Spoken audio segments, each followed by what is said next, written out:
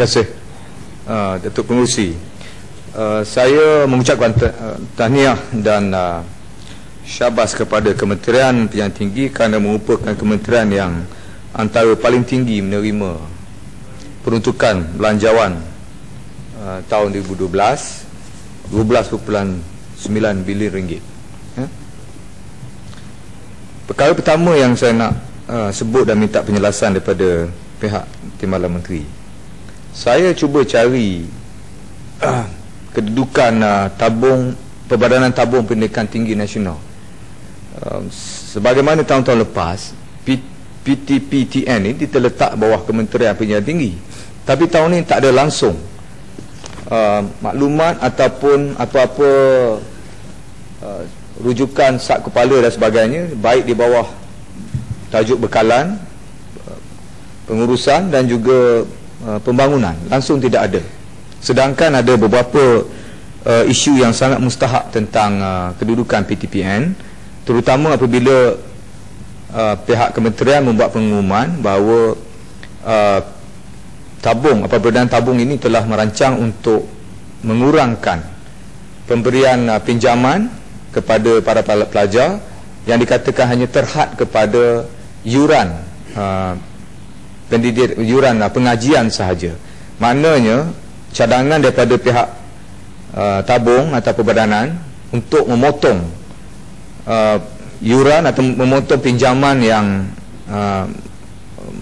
memberi sumber kepada sara diri sebagaimana secara tradisi sebelum pada ini. Ini bermakna lebih daripada 65% sumber pinjaman yang sepatutnya diberi kepada para pelajar dalam negara kita untuk tujuan melangsungkan ataupun mendapatkan menamatkan pengajian mereka sudah tentu akan terganggu oleh kerana mereka dihadkan saja kepada yuran pengajian, dan ini menjadi satu beban baru kepada para ibu bapa, ahli keluarga yang lain untuk mengisi tugas yang bakal dikosongkan sekiranya PTPN melaksanakan keputusan untuk menghadkan pemberian pinjaman kepada yuran pengajian semata-mata. Dan selebihnya saya nak tahu kenapa perkara berkenaan dengan PTPTN tiada dalam B49 dan juga P49 pada kali ini. Dan saya juga nak tanya, apakah bermakna ada cadangan ataupun proposal lain daripada Kementerian Pendidikan Tinggi untuk meletakkan PTPN pada satu kedudukan yang berlainan sebelum pada atau selain daripada yang pernah kita alami atau kita dapatkan laporannya tahun-tahun yang berikut. Datuk Pengerusi, saya juga nak mohon kepastian di bawah pengurusan Jabatan Pengajian Tinggi, iaitu ada satu cadangan kerajaan yang telah pun diumumkan di peringkat dasar juga kita telah persetujui bahawa kerajaan menawarkan insentif dan menawarkan galakan kepada pihak syarikat swasta untuk menjalankan tanggungjawab sosial, menggalakkan pelajar melanjutkan pelajaran ke peringkat lebih tinggi, dikatakan peringkat diploma dan juga peringkat pengajian tinggi. Kerajaan pernah menawarkan bawah Seksyen 346 Akta Cukai Pendapatan 1967 untuk kes-kes di mana seorang pelajar dikatakan tidak mempunyai punca pendapatan dan juga jumlah pendapatan ibu bapa yang tidak melebihi 5,000 sebulan. Kita pernah cadangkan dahulu bahawa kita beri pengecualian cukai 100% kepada syarikat yang beri beasiswa. Tetapi baru ni Datuk Pengerusi, kita buat cadangan pula supaya potongan ni bukan saja diberi 100%, malah kita cadangkan 2 kali ganda. Di sini dikata cadangan kerajaan menawarkan kepada mana-mana syarikat swasta yang memberi beasiswa untuk tujuan atau kes yang sama tadi kepada pengajian sepenuh masa, tidak mempunyai punca pendapatan dan ibu bapa pendapatannya 5,000 ke bawah. Kita beri dia potongan kepada yang mendaftar kepada institusi berdaftar dengan Kementerian Pendidikan Tinggi tempatan potongan sebanyak 2 kali. Maknanya kalau syarikat beri beasiswa 10,000, dia layak untuk dapat potongan 20,000. Kalau dia bagi 50,000, dia dapat potongan 100,000. Adakah menasabah kita buat atau tawarkan perkara macam ni? Maknanya kalau syarikat tu membantu, memang kita galakkan, kita setuju. Tapi apakah syarikat ataupun pemberian beasiswa sebanyak 10,000 sehingga kan kita beri dia kelayakan untuk claim tuntut pengecualian sampai 20,000 satu kali ganda? Apakah tujuan sebenar? Ataupun adakah Kementerian Pendidikan Tinggi sedar tentang ruangan yang diberi kepada aspek ini? Adakah Kementerian Pendidikan Tinggi juga bertanggungjawab untuk memberi kefahaman atau menjalankan promosi kepada syarikat-syarikat swasta? Kerana saya, pada pandangan saya, sekiranya perkara ini tidak diberi perhatian atau tidak terdeliti, kita cuma menyediakan ruang untuk kepada syarikat-syarikat swasta, terutama yang sudah tentu sangat profit oriented dengan izin, akan berlaku banyak kedudukan di mana aspek pengecualian 2 kali ini boleh dimanipulasikan. Ini berdasar kepada pengalaman biasa, pengalaman dalam kaedah pengurusan percukaian korporat. Memang ini adalah satu ruangan atau bidang yang sangat lavish dengan izin, akan diguna pakai oleh syarikat swasta kerana kita memberi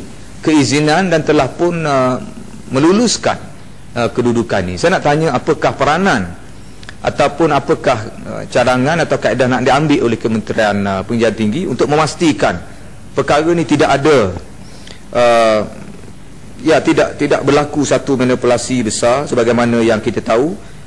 Saya juga melihat ada satu catatan mengatakan bahawa untuk tahun 2012 saja 450 permohonan baru untuk menubuhkan IPTS.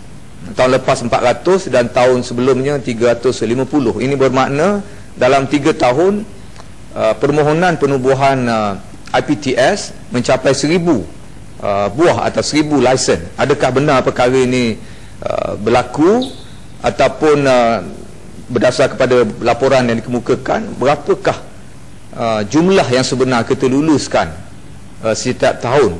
Adakah benar 3 tahun ada 1,018 IPTS yang memohon dan kita luluskan? Saya juga nak bertanya di dalam perkara 20,000, iaitu tentang soal pengecualian tadi, kerana saya mendapat permintaan daripada rakan-rakan yang berminat untuk membuat sumbangan atau menawarkan beasiswa. Adakah pengecualian ini diberi sepenuhnya kepada hanya yuran pengajian, sara hidup, kos pembelian bahan-bahan rujukan ataupun penyelidikan, dan juga segala bentuk kos yang bersangkutan untuk seorang pelajar itu menamatkan pengajian mereka? Persoalan ditimbulkan kerana sekiranya PTPN telah pun membuat cadangan ataupun akan membuat implementasi untuk menghadkan kepada yuran pengajian sahaja, mengenepikan atau menolak permohonan untuk pinjaman sara diri, masakan syarikat ini diberi pengecualian untuk meminta pengecualian seluruhnya, termasuk kos sara hidup, buku, yuran penyelidikan dan sebagainya? Ini perlu kita beri penjelasan, kerana saya juga merasakan penyumbang-penyumbang yang berpotensi sekarang sedang menunggu keputusan dan menunggu kata putus daripada pihak kerajaan, terutama Kementerian Pendidikan Tinggi, sebelum mereka melaksanakan peruntukan belanjawan syarikat masing-masing untuk tujuan mendapat pengecualian 2 kali ganda yang sangat lumayan untuk mereka dapat daripada kerajaan, terutama Kementerian Pendidikan Tinggi yang ada kita tawarkan. Dan saya nak tanya lanjutan pada itu, benarkah kita hanya memulakan keputusan ini bermula pada tahun taksiran 2012 sehingga 2016? Sebab ada permintaan disebut, dikatakan bahawa antara kedua peringkat pengajian ini ada setengahnya terpaksa dilanjutkan kepada lebih 2 tahun, 3 tahun, 4 tahun dan sebagainya. Sebab kita merujuk kepada cadangan untuk memberi galakan melanjutkan pelajaran ke peringkat yang lebih tinggi. Maksudnya had 3 atau 4 tahun tu tidak memadai untuk menjadikan seseorang itu boleh menamatkan tempoh pengajian di peringkat yang lebih tinggi sebagaimana yang ditanyakan oleh Ledang sebentar tadi. Dan yang terakhir, saya ingin bertanya berkenaan kedudukan 60,000 itu Institut Pengajian Tinggi Awam IPTA. Di bawah perkara 60,200 dan 60,100 Universiti Malaya, Pusat Perubatan Universiti Malaya, dan ke bawahnya semua ada lebih kurang perkara yang sama. Saya nak tanya berkenaan dengan penswastaan unit yang ada di dalam Pusat Perubatan Universiti Malaya ataupun PPUM yang dikatakan sebagai satu wing dengan izin yang sangat lumayan dari segi penjanaan pendapatannya.